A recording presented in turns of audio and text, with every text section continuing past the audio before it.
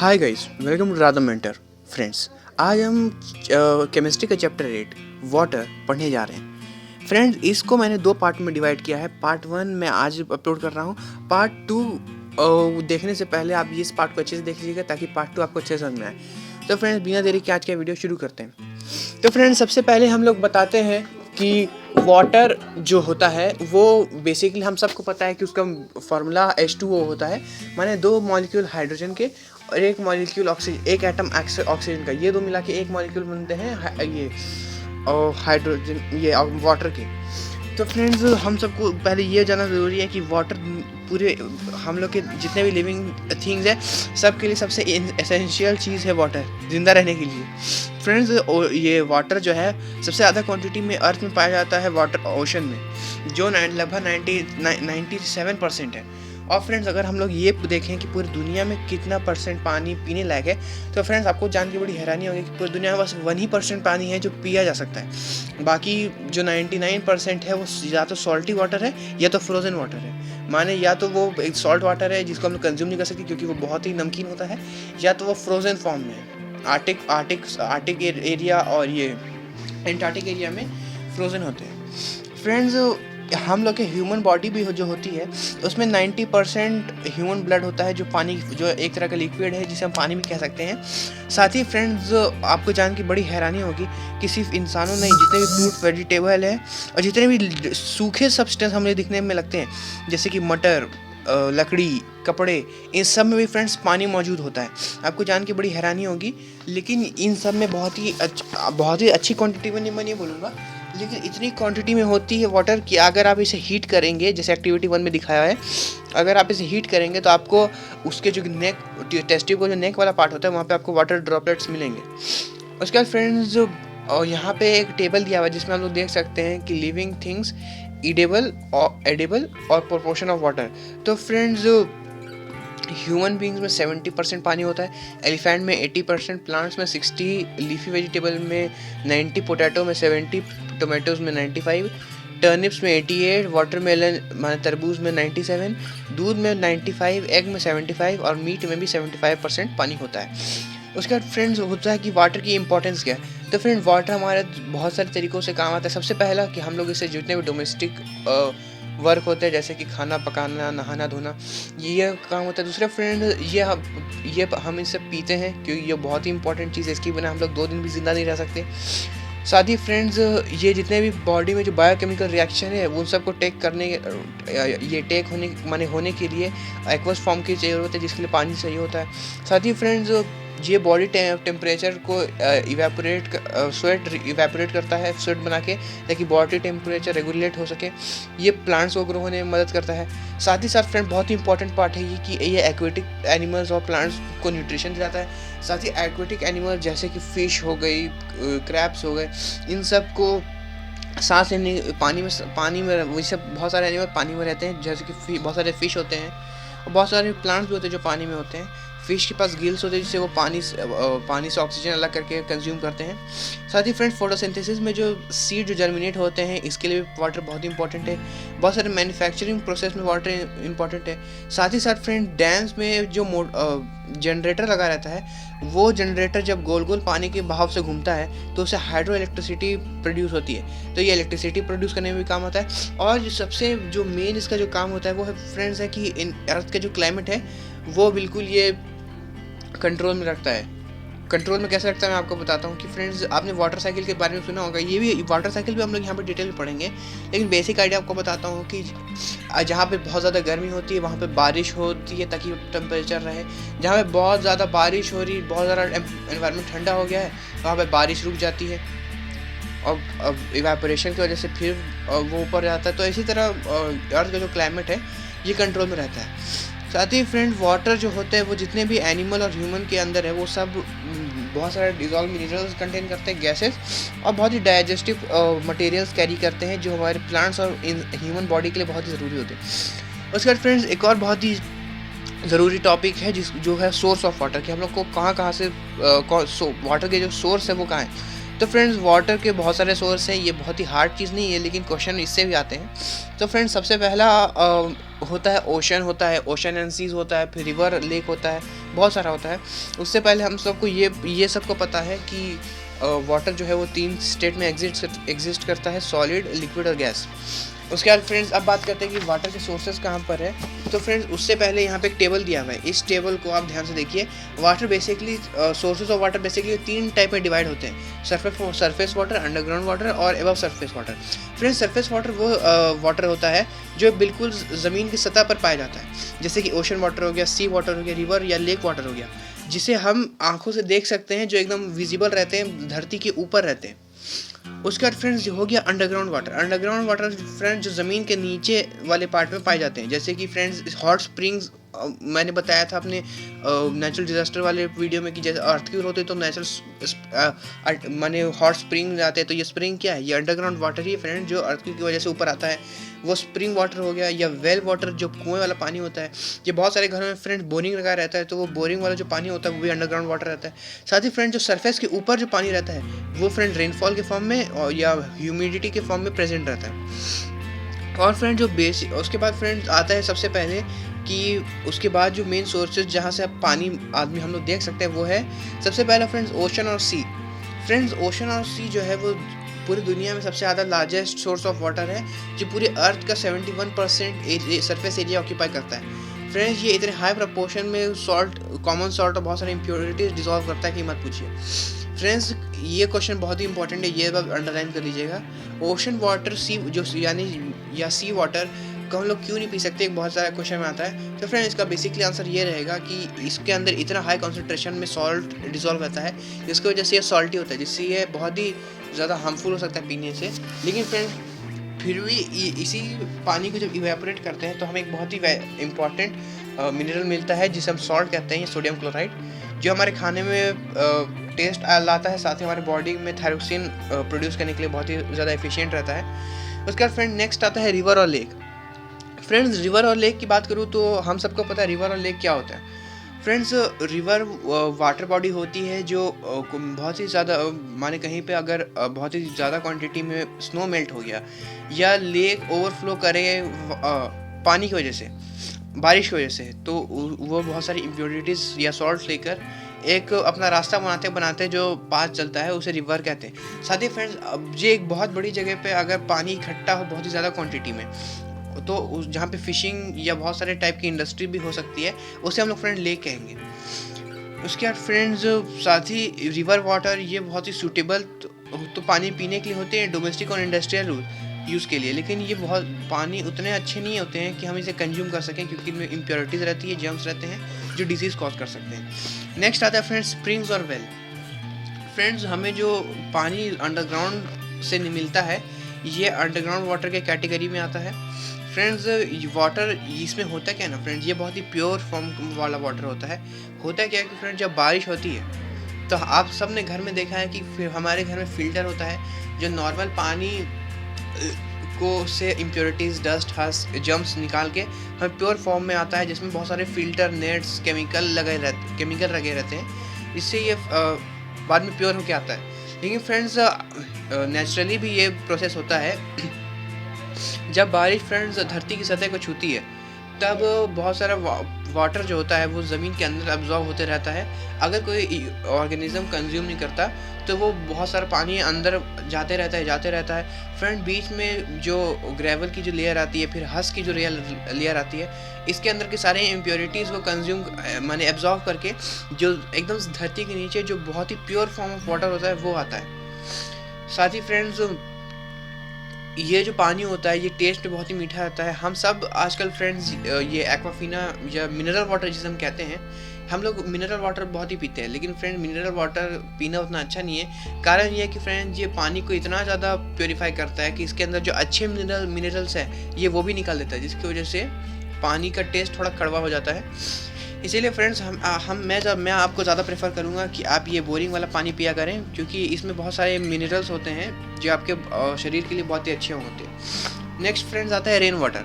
Friends rain water की मैं बात करूँ तो स्प्रिंग्स और वेल के बाद जो सबसे प्योरेस्ट फॉर्म ऑफ वाटर होता है वो है रेन वाटर। फिर भी फ्रेंड्स बहुत सारे लोग पूछते हैं कि फिर भी हम लोग बहुत सारे लोग रेन वाटर कंज्यूम नहीं करते, ऐसा क्यों? तो फ्रेंड इसका बेसिकली आंसर ये है कि आज के टाइम का अगर आप इन्वायरमेंट देखें तो आज के टाइम हम सिर्फ ज़मीन या पानी नहीं, हमने इन्वायरमेंट में बहुत गंदा करके रखा है।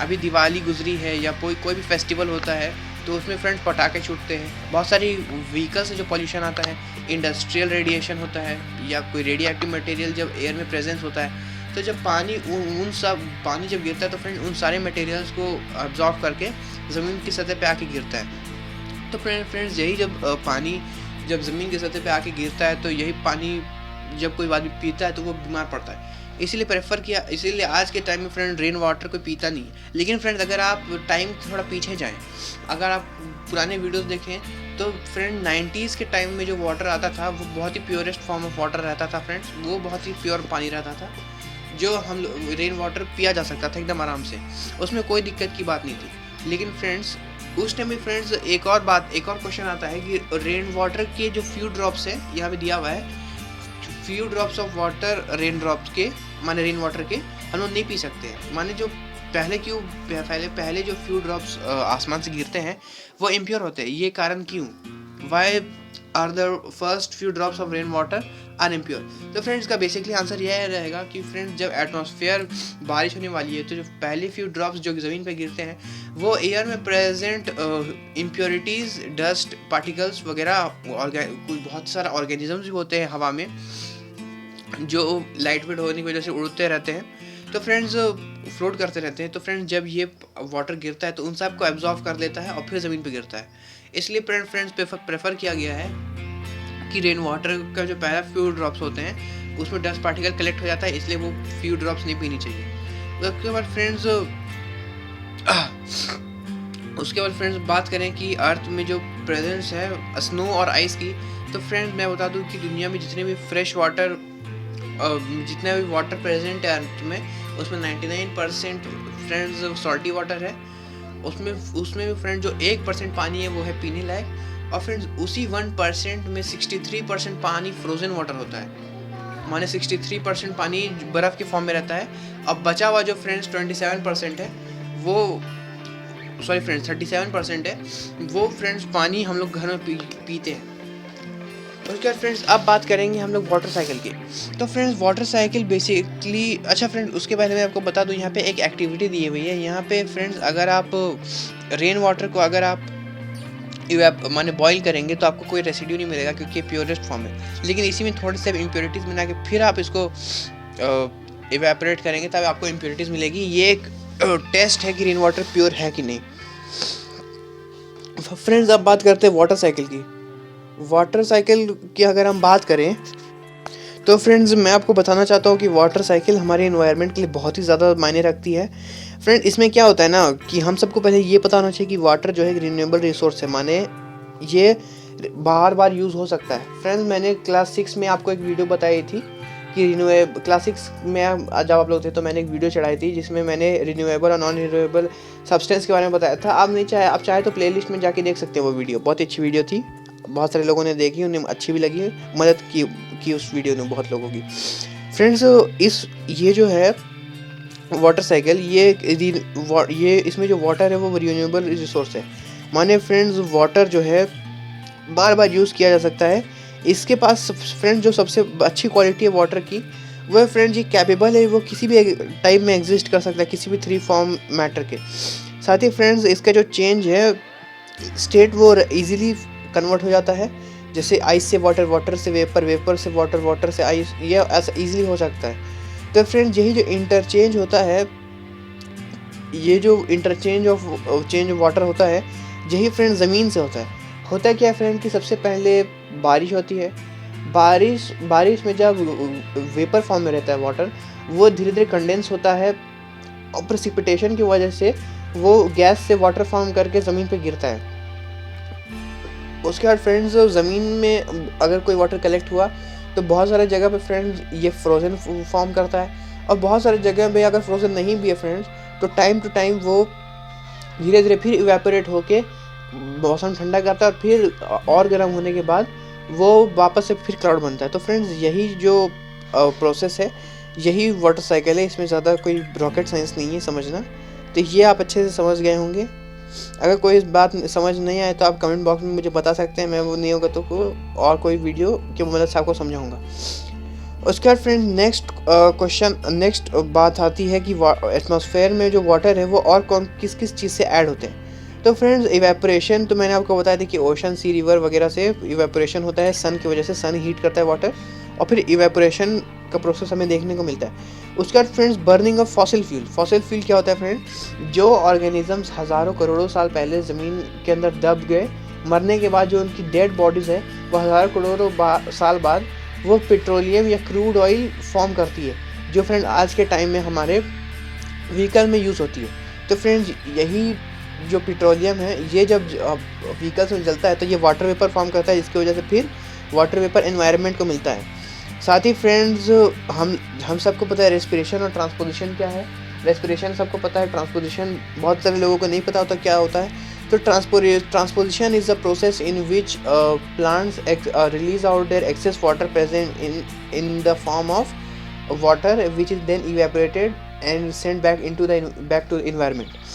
फ्रेंड्स वाटर जो प्लांट जो एक्सेस हम सबको पता है कि फ्रेंड्स प्लांट के पास ट्रांसपोजिशन से पार्ट 2 होती है, जाइलम और फ्लोएम। फ्रेंड्स यही जब एक्सेस पानी अगर कोई प्लांट का हो जाता है तो उस टमाटा में जो पोर्स होते हैं, लीव में जो पोर्स होते हैं जिसे हम स्टोमाटा कहते हैं, उससे एक्सेस पानी को निकाल देते हैं और वही एक्सेस पानी बाद में इवेपोरेट होकर इन्वायरमेंट वापस चला जाता है। इसमें रेस्पिरेशन आपको पता ही है फ्रेंड्स, एक बार इसका ये केमिकल इक्वेशन देख लीजिएगा, ये बहुत ही ज़्यादा आता है। नेक्स्ट फ्रेंड्स हम आपको बताएंगे कि वाटर साइकिल का जो मेन इंपॉर्टेंस है वो क्या है। सबसे पहला फ्रेंड वाटर साइकिल हमारे क्लाइमेट को ये रेगुलेट कर देता है। साथ ही friend water cycle water available करता है हर फॉर्म में अर्थ पे। यहाँ पे एक और पार्ट है फ्रेंड डू यू नो में कि ऑन अ ह्यूमिड डे, जो जिस दिन बहुत ही ज़्यादा एटमॉस्फेयर में वाटर प्रेजेंस होता है, उस दिन कपड़े सुखाने में हम लोग को बहुत ही दिक्कत होती है, जबकि जो गर्मी वाला टाइम होता है उसमें कपड़े इजीली सूख जाते हैं। ऐसा क्यों? तो फ्रेंड्स इसका बेसिकली आंसर ये होगा कि जो वैसे टाइप के जो रेनी डे होते हैं उसमें फ्रेंड्स एयर में ना ह्यूमिडिटी की वाटर वेपर की कॉन्सेंट्रेशन होती है, माने वाटर वेपर ना एयर में बहुत ज़्यादा प्रेजेंस होते हैं।